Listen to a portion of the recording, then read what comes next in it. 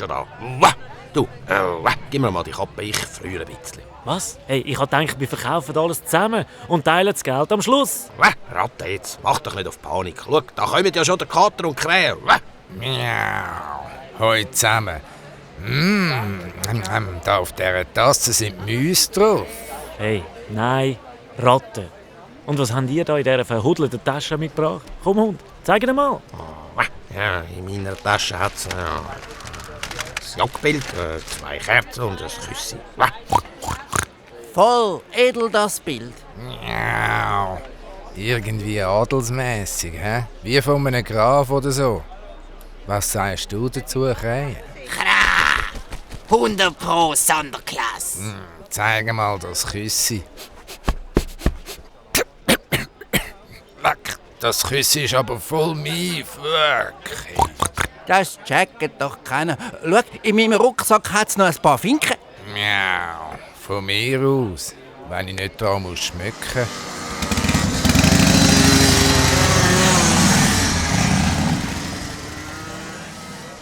Oh nein.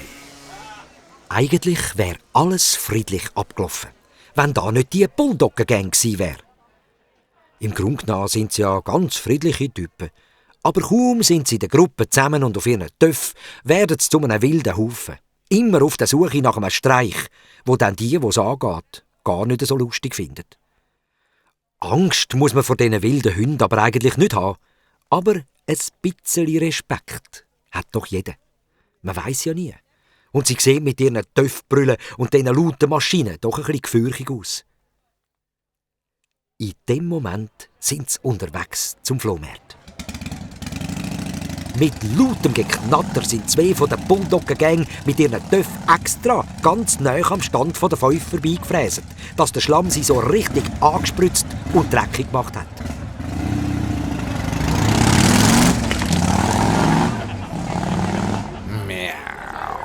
Blöde Teigaffen. Säunickel. Ihr fiesen Töpfruchen. Das haben wir extra gemacht. Einfach so durch den Gunter zu blochen. Ja, schaut mal, wegen diesen Halbschuhen ist jetzt alles dreckig. Auch das schöne Bild. Ein richtiges Dreckbild, total verspritzt. Das ist doch keine Kunst mehr, das ist eher ein Schlammogramm. Kannst du es ja wieder abputzen. Und die Finken, Säule, ist das alles, was du hast?